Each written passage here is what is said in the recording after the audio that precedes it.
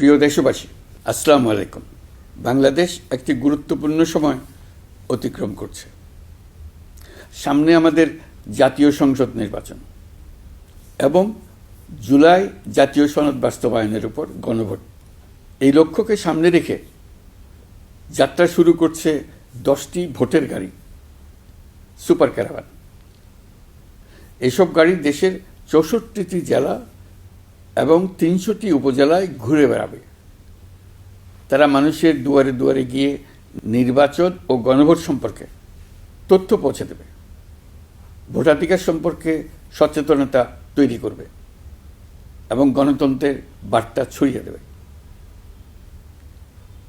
প্রিয় নাগরিকবৃন্দ, ভোটাধিকার কারো দয়া নয়, এটি আমাদের সাংবিধানিক অধিকার।